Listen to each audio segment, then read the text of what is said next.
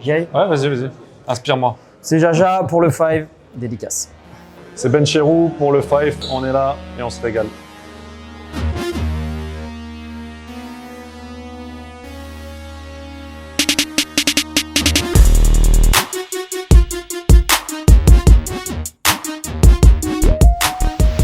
Bonjour messieurs, bienvenue au 5 Montreuil. On démarre avec le coéquipier le plus fashion victime. Moi que j'ai connu, je pense, c'était Siaka Tiéné à Paris.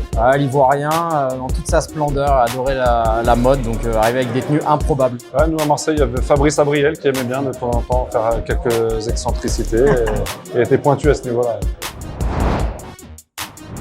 Le coéquipier le plus mauvais perdant.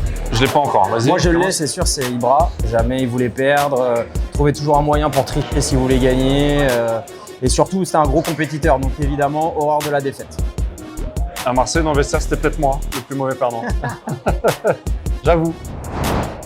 Le joueur le plus technique. Technique, moi je dirais, pour ma part, ça se joue entre Thiago Motta et Verratti. Alors c'est pas des gestes techniques de fou, mais par contre aucune perte de balle, qualité de contrôle, voilà, vision du jeu. Enfin, techniquement les deux c'est vraiment très au-dessus de la moyenne. Bon, à Marseille, c'est Hatem Ben Arfa, dans sa façon de trouver des solutions, où toi tu penses que la solution est là, lui il va trouver de l'autre côté justement, où il n'y a pas de solution. Lui il va créer une solution avec son coup de rein, parce qu'il avait évidemment son pied gauche, mais son coup de rein sur 2-3 mètres c'était assez exceptionnel. Le coéquipier le plus fort en carrière. Moi, je pense que c'est un poste défensif, Eric Abidal, quand il est arrivé à Lille, qui venait de Monaco. C'est Claude Puel qui l'avait ramené dans ses valises. Personne ne le connaissait. Dès le premier entraînement, on a dit c'est qui cet extraterrestre. Il allait plus vite que les autres, plus technique, il comprenait le jeu beaucoup plus vite. Et limite, en match, il faisait exprès de perdre des ballons pour la récupérer après. C'était vraiment impressionnant. Ouais, moi, je vais citer Zlatan aussi. J'hésitais avec, au niveau défensif, Thiago Silva, parce que c'est quand même un monstre défensivement dans l'anticipation, dans la capacité à gérer un peu toutes les situations. Mais Zlatan, vraiment, c'est un cas à part en fait. J'ai eu la chance de jouer à ses côtés, même s'il n'est pas toujours évident au quotidien.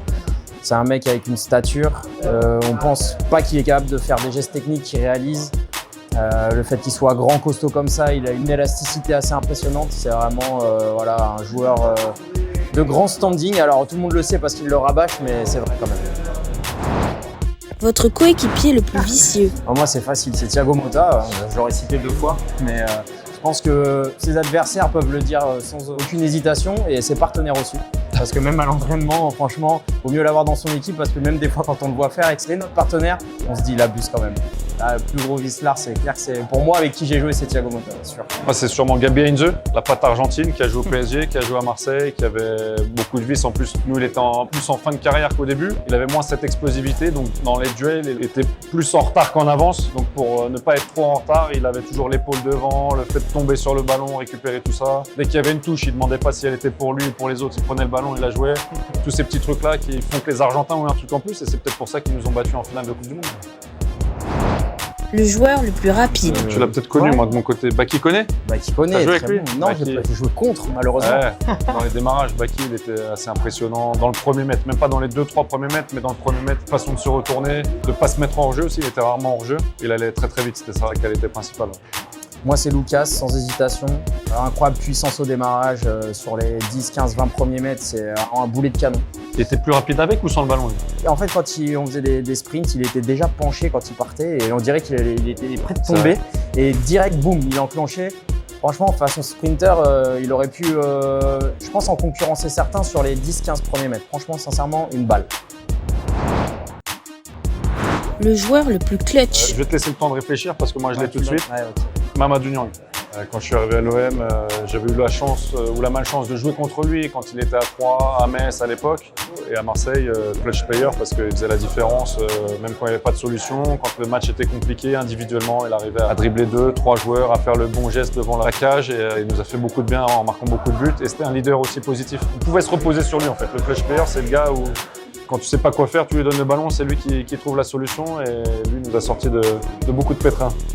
C'est assez compliqué parce que j'en ai eu quand même pas mal. Je vais pas redire Zlatan parce que c'était le meilleur buteur, mais je pense que Cavani, à une certaine période, c'était le mec qui mettait toujours des buts au bon moment. Des buts de renard, c'était pas forcément des beaux buts, mais il était toujours là pour la glisser au fond. Et c'est pour ça que voilà, ça en fait un des meilleurs buteurs de l'histoire du PSG. D'ailleurs, c'est le meilleur qui va Toujours. être Plus pour dépassé longtemps. dans pas longtemps par Kylian Mbappé. Mais voilà, c'est un joueur, parfois on ne le voyait pas pendant 60 minutes, mais il était toujours là dans les dernières minutes pour la mettre au fond. Donc voilà, il dit, en plus d'être un bon mec, c'était un redoutable finisseur.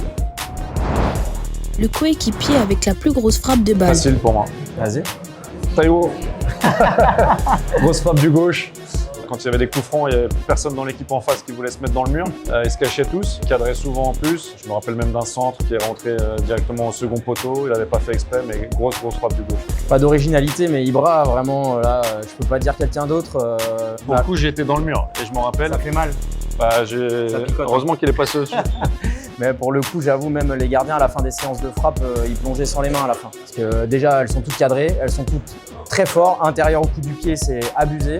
Je pense qu'il devait avoir les gants qui brûlaient à la fin parce que quand on arrête une, deux, finalement, tu préfères prendre des buts à la fin de la séance parce que sinon, ça devient vraiment douloureux, je pense, pour eux. Pour terminer, votre meilleur pote.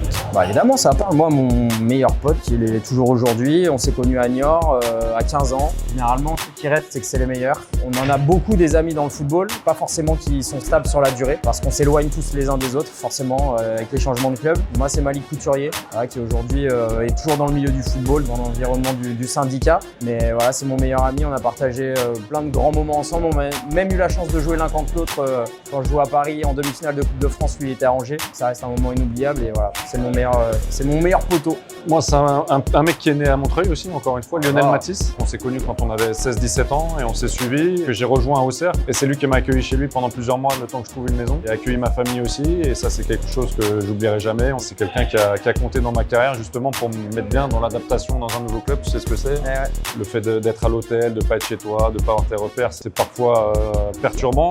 Et le fait qu'il m'a accueilli chez lui pendant plusieurs mois, j'ai trouvé ça classe de sa part. J'aurais fait la même chose pour lui et donc c'est quelque chose qui nous a rapprochés, qui nous a tenus très proches encore maintenant. C'était Christophe Jallet et Benoît Chéroux. Merci à vous et à bientôt au Five.